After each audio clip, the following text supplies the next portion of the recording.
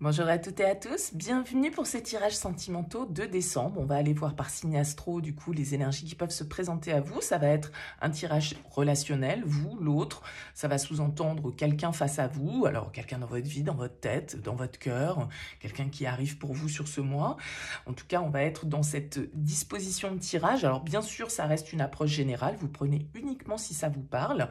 Ça vous parle pas, vous laissez de côté. Allez voir votre signe ascendant, allez voir votre signe lunaire. Ça peut vous permettre de faire un petit peu votre propre milkshake, quoi, on va dire, et de vous approprier les énergies qui correspondent à votre situation. Et si vous avez envie qu'on développe ensemble dans une guidance, vous avez mon mail en bas de cette vidéo.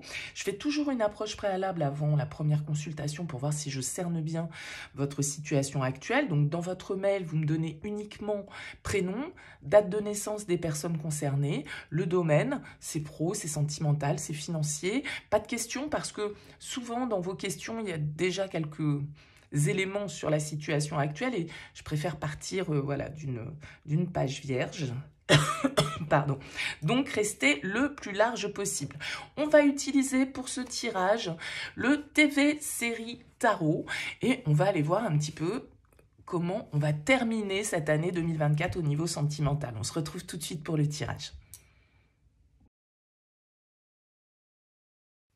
Bienvenue les poissons pour les énergies de ce mois de décembre. On regarde ici votre énergie, le partenaire, la relation, ce que vous attendez, ce que l'autre vous propose, le défi, le conseil et vers quoi va la relation sur cette fin du mois de décembre. Alors, vous avez une arcane majeure en dos de deck, la carte de l'étoile. Elle représente une jolie énergie, l'étoile pour moi. J'aime bien cette carte parce qu'elle nous parle d'apaisement, elle nous parle de lâcher prise, elle nous parle de guérison, elle nous parle de compréhension, de se laisser porter un petit peu par le courant, d'accepter ce qui est, ce qui n'est pas, de destinée parfois aussi. C'est le signe du Verseau, l'étoile dans le tarot, donc peut-être que ça peut avoir une influence aussi sur vous ou autour de vous. On va découvrir votre tirage. Alors, vous êtes dans l'énergie de la 10 de denier. Le partenaire est à la 8 d'épée. La relation au 4 d'épée. Vous, ce que vous attendez, c'est un cavalier d'épée. Le partenaire vous propose la 9 de bâton, l'empereur en défi, le pendu en conseil et la 5 de coupe pour sortir de ce mois de décembre. Bon. Ok. Alors peut-être qu'ici, on nous dit de rester optimiste par rapport à votre vie sentimentale. Pourquoi? Vous êtes, avec la 10 de denier, j'ai l'impression quand même plutôt à l'aise, plutôt investi dans peut-être vos relations familiales. La 10 de denier, c'est une carte d'abondance, c'est une carte de transmission, d'investissement, de long terme, de patrimoine. J'ai en fait l'impression que vous avez envie que l'autre se réveille un petit peu, crache sa valda, entre guillemets. Voilà, j'ai envie de ça. Faut que l'autre semble vachement sur la défensive, dans la retenue, sur ses gardes, prudent, avec des idées tout arrêtées qui font que c'est un peu rigide. J'ai l'impression que voilà, vous avez peut-être envie de vous exprimer.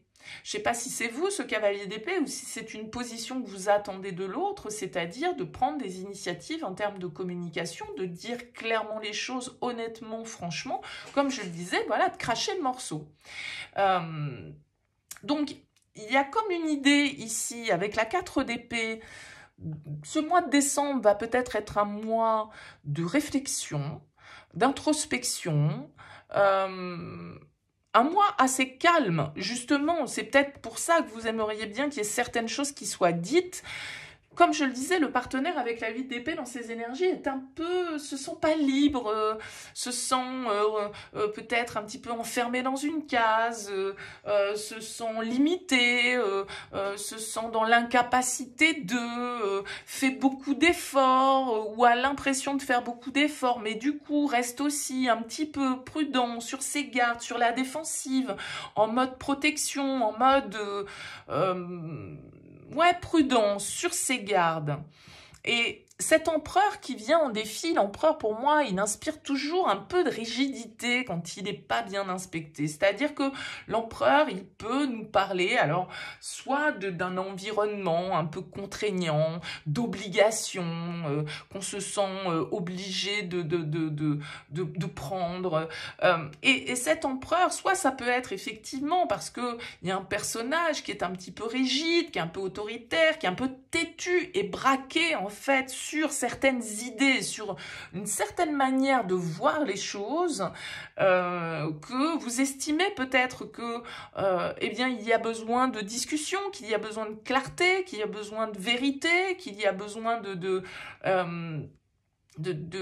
peut-être penser un petit peu, entre guillemets, une situation qui est souffrante.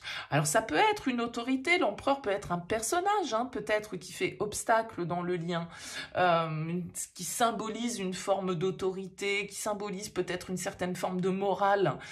J'ai l'impression, en tout cas, que sur ce mois de décembre, on vous dit « wait and see », le pendu, prenez le temps de réfléchir, prenez le temps d'observer la situation aussi peut-être sous un autre angle. Peut-être qu'il y a des choses à comprendre ici, qu'il y a...